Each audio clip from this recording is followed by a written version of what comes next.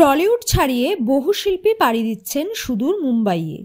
দেবচন্দ্রিমা এবং অদ্রিজার পর এবার বাংলার কোন অভিনেত্রী যাচ্ছেন মায়ানগরীতে? চলুন জেনে নিই। স্টার জলসার জনপ্রিয় ধারাবাহিকের মধ্যে অন্যতম খড়কুটো।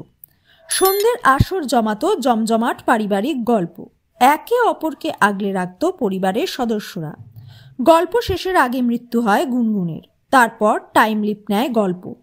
বড় হয়ে যায় গুনগুনের ছেলে, সেও সমাজের প্রতিষ্ঠিত ডাক্তার, বাবার মতোই লেখাপড়ায় অত্যন্ত ব্রিলিয়ান্ট। এভাবেই শেষ হয় গল্প। খড়কুটো শেষ হওয়ার পরও দর্শকদের মনে তার রেস থেকে যায়। তৃণা সাহা এরপর ছোট পর্দায় ফিরলেও সেই সিরিয়াল কিছুদিনের মধ্যেই শেষ হয়ে যায়।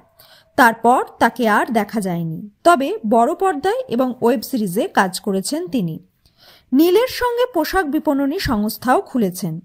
তৃণা অনুরাগীরা তার ফেরার অপেক্ষায় দিন গুনছেন। বেশ কিছুদিন আগেই শোনা গেছিল তিনি আবার ছোট পর্দায় ফিরছেন, তবে তৃণা চেয়েছিলেন নেগেটিভ রোলে ফিরতে, কারণ এর আগে প্রধান পজিটিভ চরিত্র এবং কমেডি রোল দুটোই তিনি কাজ করেছেন, বেশ সাড়াও ফেলেছিলেন দর্শক মহলে।